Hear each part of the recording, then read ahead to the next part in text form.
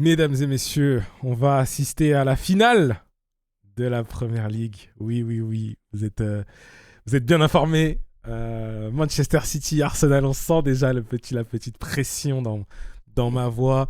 On va revenir un petit peu, préparer cette rencontre, revenir un petit peu sur le dernier match en finale de Carabao. Vous-même, vous savez comment ça s'est mal passé pour les Gunners. Et pour ce faire, avec nous, on a Sky Goat qui est à nouveau là. J'espère que tu vas bien, mon frérot. Ça va et toi, frérot? Ça va, ça va, ça va. Merci, hein. T'es venu il n'y a pas longtemps déjà. On avait préparé ensemble la finale. Ça s'est bien passé pour vous, un peu moins pour nous. Mhm. Et donc voilà, tu as accepté de revenir aujourd'hui, donc c'est gentil. Les liens seront dans la description, comme d'habitude, mesdames et messieurs, vous avez l'habitude. Et on démarre tout de suite une petite intro juste.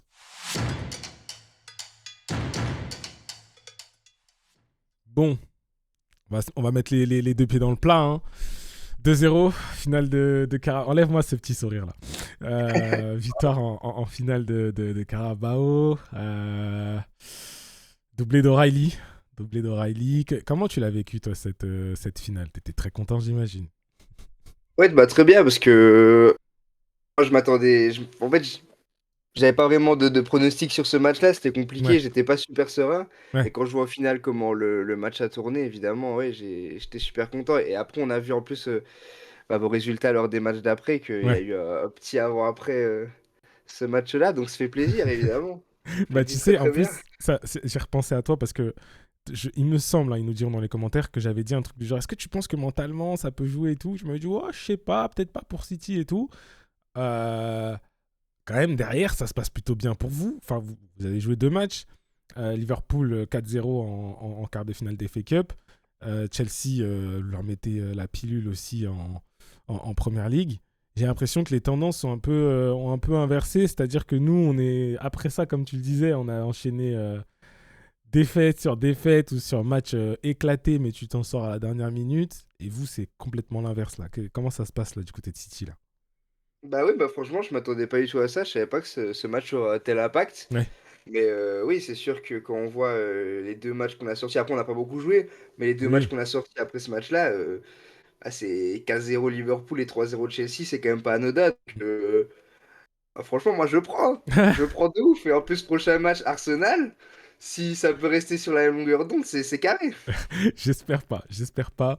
Juste rapidement pour revenir, vraiment très très rapidement sur le match de Carabao, j'ai oublié, j'ai identifié quand même deux joueurs sur lesquels je voulais revenir. C'était Kepa pour Arsenal parce que bon, il est quand même responsable et O'Reilly de votre côté. Bon, on va pas décrire les joueurs, on les connaît, mais O'Reilly, putain, 21 ans, mais quel phénomène ce garçon. Ouais, il est immense, mais déjà toute cette saison, pour moi, c'est peut-être. En vrai, il y a un monde où c'est notre meilleur joueur cette saison. Franchement, il est exceptionnel. J'ai envie de te dire, ça nous a même pas tant étonné que ça quand il nous a sorti ce match-là parce que on a l'habitude. Le mec, il est latéral, il est clutch comme si c'était un numéro 9. Il est exceptionnel. Franchement, s'il avait l'âge de prendre le Golden Boy, pour moi, il serait dans les Ouais, débats aujourd'hui. il est trop trop fort, c'est extraordinaire, vraiment c'est extraordinaire. Passons au match qui arrive. Au match qui arrive. Avant ça, comme d'habitude, mesdames et messieurs, n'oubliez pas le j'aime, le commentaire et on s'abonne. Plus de 50% qui regardent les vidéos ne sont pas abonnés. C'est pas gentil. Classement. Classement d'abord pour commencer, pour se remettre bien les idées en tête. Arsenal est pour l'instant donc premier avec 70 points à 32 journées. Là, on va démarrer la 33e. City est donc deuxième avec 64 points. Donc il y a 6 points d'écart avec 31 journées jouées. Ça veut dire qu'il y a quand même un match d'écart. Qu'est-ce que ça veut dire concrètement? Ça veut dire que si City gagne, ils reviennent à 3 points, mais ils ont toujours un match en moins. Donc, ça sent très mauvais si City gagne, concrètement, si je peux vous le dire d'une façon très très simple. Il ne faut pas, absolument pas pour Arsenal que City gagne. Est-ce que pour toi, et après je vais te montrer une petite stat que j'ai vue sur Twitter qui était intéressante, est-ce que pour toi le titre se joue réellement dimanche à l'Etihad ou pas? Complètement. C'est vrai? Complètement pour moi, City gagne, on est champion. Pourquoi? Parce que là, en l'occurrence, à Carabao, je pensais que ça allait pas jouer mentalement. Et en plus, bah, ça a joué. Ouais. Or là, ça va forcément jouer. Genre mentalement, mais on va avoir un boost de malade mental. Et du côté d'Arsenal, bah, ça va faire très mal. Très Ouais. très mal parce qu'ils auront plus. tout entre leurs mains finalement. Genre, si City gagne jusqu'à la fin de la saison en mettant des scores à toute leur équipe, on va même sûrement passer devant vous en différence de but. Ouais, Et c'est sûr. donc oui, moi je pense vraiment que celui qui gagne est champion. Et s'il y a un match nul, par contre, là je sais pas, là c'est plus compliqué. Je miserais même plus sur Arsenal s'il y a un match nul. Ok, ok, ok. Juste avant de lancer avant que tu arrives, j'étais sur Twitter et je vois un tweet de Opta Analyst assez intéressant qui nous met donc un espèce de pourcentage. C'est des pourcentages, on va pas s'exciter, hein, bien sûr, mais le pourcentage est le suivant. En cas de victoire de Manchester City, ils disent que Arsenal aurait 69% de chances de gagner la première ligue contre 31 pour City. En cas de match nul, ça serait 89% pour Arsenal et 11% pour City. Donc ça rejoint un peu ce que tu disais. Et en cas de victoire d'Arsenal, là, on passe à 98% pour Arsenal et 2% pour City. Ce qui est intéressant ici, c'est surtout la partie qui est juste derrière toi. Là, les gens ne le voient pas, mais je l'ai décrit. Euh, En cas de victoire de City, Opta Analyst pense que ça serait 69-31. Comme quoi, est-ce que ce serait pas tant joué que ça?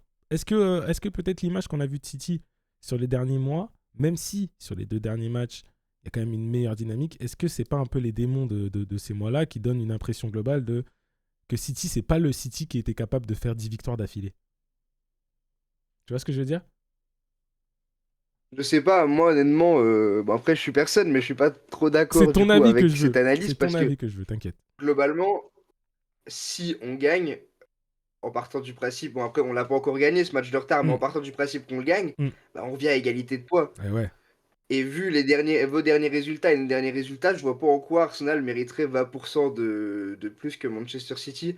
Maintenant, oui, il y a peut-être du coup ce facteur qu'il y a un match qui n'a pas été joué, et donc on n'est pas encore sûr. ouais, Mais pour moi, c'est limite presque du 50-50 ok. si on gagne ce match, étant donné qu'on aura le même nombre de points. Ouais, ouais, ouais, je comprends très bien. Moi, je me disais peut-être potentiellement qu'il se basait sur le fait qu'on a quand même l'impression d'avoir un City qui est moins capable d'enchaîner toutes les victoires, mais on ne prend pas effectivement en compte l'aspect mental et ça reste de l'humain, et c'est pour ça que les stats, c'est bien, mais ça fait pas tout, il faut pas que s'appuyer là-dessus.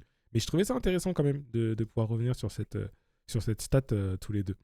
Euh, pour le match qui arrive, parlons un peu en scénario hypothétique. Je trouve que c'est sympa.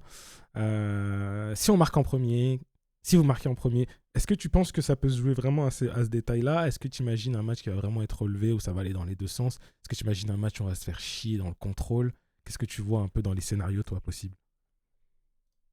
C'est dur à dire parce qu'en ce moment, du côté de City, on voit une équipe très offensive. Mm, Et du côté d'Arsenal, bah, on voit tout l'inverse. On voit des matchs globalement chiants, si je peux me permettre. tu peux. Donc, ouais, c'est dur à dire. Je pense ça sera un match fermé, forcément.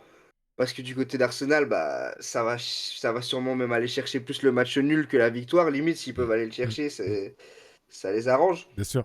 Donc, ouais, moi, limite, je vois un match où Arsenal met le but et où City tente de trouver la faille, mais que ça ne rentre pas. Ouais. Donc, ouais, j'ai envie de te dire un petit 1-0 pour City, Ok, de préférence pour ok, City, du coup.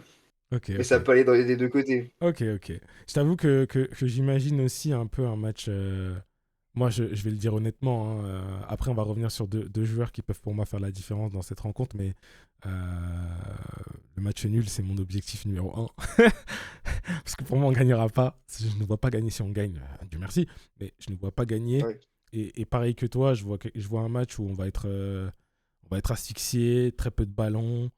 Tu sais ce que je vois comme. Je vois même un truc du genre Arsenal qui ouvre le score. Et on est en mode, nous, on commence à trembler, on se dit, ah, ça y est, on va être champion, et vous marquez à la fin. Tu sais, j'imagine un truc de merde comme ça, genre qui, tu vois, même si le match est nul, ce sera bien, hein, mais je sens que je vais être malheureux à la fin de ce match parce que j'y aurais cru d'autant plus, tu vois. Ouais, Donc ouais. ouais, je vois un bon vieux 1-1 un peu dégueu. J'avais identifié 2 joueurs sur lesquels je voulais revenir. De votre côté, tu vas me dire ce que tu en penses. C'est Ryan Cherky, qui pour moi peut et est un facteur X extraordinaire chez vous. Moi, je le suivais l'année dernière déjà à Lyon.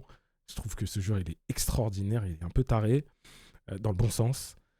Qu'est-ce qu'il apporte, Cherki, pour vous?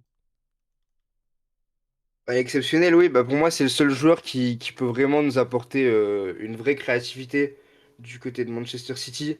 que ça soit de par sa passe, de par son dribble. En fait, il est capable de tout faire. Il est même capable de marquer des buts de ouf. Et ouais, lui, ça va être pour moi un facteur important face à Arsenal parce que du coup, comme on voit tous les deux le match, ça va être un match où City va beaucoup pousser. Arsenal va, on pense, beaucoup défendre. Et justement, Cherki, c'est un mec qui, en une passe, va pouvoir réussir à faire une faille dans ce bloc d'Arsenal et pourquoi pas bah, nous donner un but. Ouais. Du coup, ouais, pour moi, ça va être un facteur ultra important. Je suis assez d'accord avec toi là-dessus. Du côté d'Arsenal, j'ai réfléchi à quel joueur on pouvait mettre en avant aujourd'hui. Le premier qui m'est venu instinctivement, c'était Eberechi Eze, parce qu'il a fait un très très bon match là, le dernier match contre Sporting. Et quand il est dans ça, il est un peu dans ce registre-là de la création, de la passe cachée, etc. Et puis je me suis dit, non, je pense que Eze sera bon, mais s'il y a un facteur qui doit être mis en avant aujourd'hui, je dirais plutôt que c'est Gyökeres, moi. Parce que Eze, je lui fais confiance. Gyökeres, un peu moins. Et le problème, c'est qu'on l'a vu contre le Sporting, Eze, il a beau créer autant qu'il veut. S'il n'y a personne qui termine, il n'y a personne qui termine. Donc pour moi, je dirais que l'attention, elle doit plutôt être portée sur Victor Gyökeres, qui est sorti assez tôt contre le Sporting, peut-être mis au frais pour dimanche, j'espère. Mais ouais, c'est le joueur sur lequel j'aimerais plutôt qu'on s'attarde. Est-ce que tu as un petit mot pour Gyökeres ou sinon on passe au compo? Bah, j'ai surtout une petite question. Dis-moi. Est-ce que tu vois vraiment Gyökeres marquer contre nous? Franchement, ouais. Ah ouais? Ouais. Moi, peut-être, vas-y, je suis trop confiant, hein. Ouais. C'est vraiment pas le joueur qui me fait le plus peur, très honnêtement. Je vois vraiment pas Gyökeres faire un gros match. Encore, Eze, comme tu l'as cité juste avant, Ouais. oui, je le vois peut-être justement faire quelques trucs intéressants Ouais. pour servir les attaquants, mais que justement, au contraire, les attaquants ne mettent pas ces buts-là. Ouais. Et notamment Victor Gyökeres. Ouais. C'est pour ça que j'ai voulu parler de lui plutôt que Eze, parce qu'Eze, je sais qu'il va faire le job. Mais devant, nos trois devant, s'ils plantent pas, ils plantent pas. Enfin bref. Composition, et puis après, on va se laisser là-dessus. Je vais commencer, et je te donne la parole juste après, parce que bon, ils ont l'habitude pour Arsenal. Donc moi, je vois Raya dans les buts. Donc Paqueta, évidemment. La petite incertitude, c'est au niveau de latéral droit. Est-ce que Timber sera de retour titulaire? Je ne pense pas, mais bon, je l'ai mis entre parenthèses, sinon ce sera Mosquera, je pense. Gabriel Saliba en charnière classique. Je mets Hincapié à gauche parce que même si on a vu une vidéo de Calafiori qui dansait, je pense que vous avez dû voir sur Twitter, ça me paraît un peu gros de le lancer contre City comme ça. Le milieu de terrain, pour moi, il ne changera pas non plus, à savoir Zubimendi qui avait fait un très bon match contre le Sporting, à la récupération, à la sortie de balle. Declan Rice qui se sent un peu mieux parce qu'il était malade. Et en capitaine, je veux qu'il soit capitaine encore une fois, et Eze dans le cœur du jeu. Et devant, on a aussi une incertitude sur Madueke qui était sorti sur blessure. Comme vous le savez, je ne sais pas s'il sera de retour. Martinelli à gauche, parce que Martinelli ou Trossard, c'est la peste ou le choléra. Et devant, Victor Gyökeres, mais qui sera très probablement remplacé rapidement par Havertz si on voit qu'il ne fait pas le job. Voilà pour la compo probable des Gunners. Je te laisse nous présenter celle de City. Bah, du coup, là, c'était la même que face à Chelsea, étant donné que ça s'est très bien passé. Donc, évidemment, Donnarumma dans les cages, Aurélie à gauche. En vrai, ça aurait pu être remplacé par Ait Nouri, mais moi, je préfère quand même jouer Aurélie à gauche. Charnière Gueye-Roussanov, pour le moment, les deux, c'est exceptionnel. Et en plus, bah, avec Gvardiol qui est blessé depuis quelques mois. Matheus Nunes à droite.